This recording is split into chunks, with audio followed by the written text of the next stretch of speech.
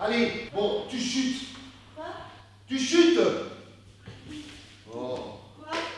Mais non, c'est pas ça. Enfin, chuter, chuter. Adieu. D'accord. Je suis éducatrice spécialiste de formation et je suis aussi cadre dans le médico-social.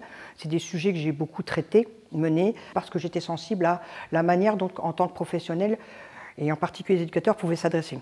Le tutoiement, le surnom, parfois lever la voix sur des adultes, imposer la tenue. Toutes ces questions-là qui sont venues au fur et à mesure de ma pratique. Toutes les situations que j'ai pu voir au judo, autour des tatamis en compétition, les réflexions, les échanges avec les jeunes, comme ça, des échanges aussi quand ils ne sont pas bien, quand ils se font, je le disais tout à l'heure, hurler dessus, maltraités, soit quand ils combattent, soit quand ils sont commissaires ou arbitres.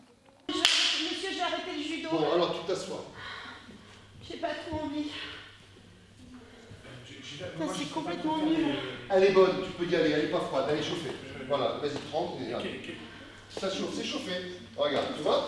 Ça va, t'es en confiance? Alors, c'est simple. Alors, tu vois, ici, tes épaules, là, tu vois, tes épaules. Celle-là, c'est une forte épaule. Mais il faut que tu tombes comme ça, d'accord? Ouais, d'accord. Ok. Allez, vas-y. Ok. Monsieur, c'est normal en fait que vous nous donniez des coups? Bon, enfin, on fait pas de la danse ici, hein. C'est pas ça, c'est parce qu'à l'entrée, il y a un poster et il dit qu'en fait, on voit le respect, la dignité, l'estime de soi, le la respect, confiance. la dignité, l'estime de soi, la confiance. Ouais, T'as confiance Quoi? en toi? Est-ce que tu t'estimes? Un peu, mais vous me faites Alors peur. voilà, donc c'est bien, c'est pour toi, c'est pas pour moi la pancarte. Enfin, j'ai créé un projet, à partir des échanges, de tous les constats, un projet qui s'appelle Innocuité et bienveillance, que j'ai décliné en plusieurs axes, et une première action qui était l'idée d'interpeller une troupe de théâtre, mais qui serait interactive. Et c'est ce qu'on a avec la secrétaire un petit peu cherché, regardé la réputation, et on a trouvé la Lisa Impro 21. Et on a pris contact, on a fait un devis. Une fois qu'on a obtenu nos subventions en août, très vite, on a repris contact et ça s'est mis en place. Des sujets qui sont de l'ordre, par exemple, la pression qui pourrait être exercée par les parents ou ressentie, ou par le professeur de judo, l'éducateur sportif, la question des vestiaires, l'intimité, enfin tous les sujets qui peuvent tourner, on verra. Et je vais me mettre un petit peu en retrait puisque la commission jeune a fait le choix qu'il n'y ait pas de parents, pas d'adultes, de manière à ce que la parole puisse être libérée chez les jeunes. Vas-y, Noé, après. C'était du racisme parce qu'en fait, d'un autre côté, certes, ils te la pétaient, mais eux, quand Je sais pas si on n'a pas vu. eux, ils aimeraient pas qu'on soit raciste envers eux. Ouais. Ça, ces genres de comportement, C'est insidieux. C'est insidieux, c'est ça. C'est pervers parce que c'est là, c'est placé, puis en même temps, c'est pas con, on a un doute, c'est vraiment du rejet. Il ne s'agit pas de juger, il s'agit de dire que c'est des choses qui arrivent, même quand on s'y attend le moins. C'est-à-dire que ça part d'une toute petite blague, et puis d'un seul coup, vous êtes plusieurs. J'ai vécu une situation l'année dernière de harcèlement sans la voir venir d'une jeune fille avec les autres jeunes. Et en fait, on était en plein dans le truc qu'on décrit. Ah, mais elle rigole quand on se moque d'elle, donc il a fallu que je reprenne. J'étais surprise en me disant, j'ai pourtant un œil aguerri, je fais attention, ben non, je n'ai pas vu.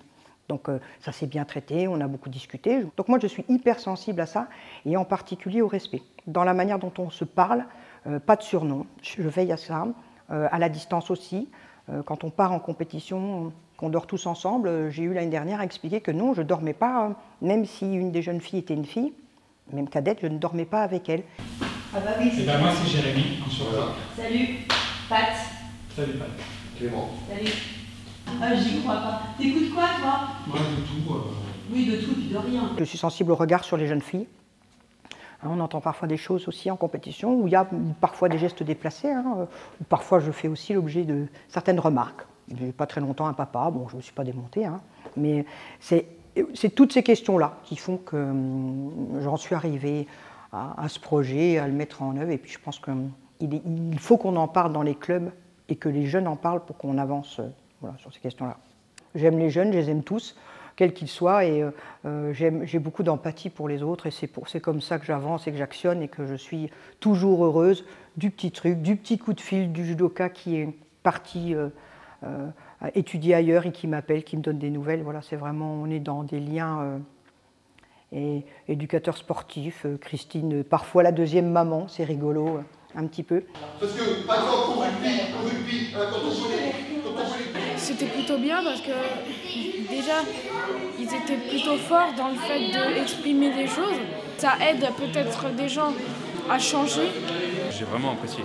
C'était assez représentatif de ce qui peut se passer. C'était fait rapidement.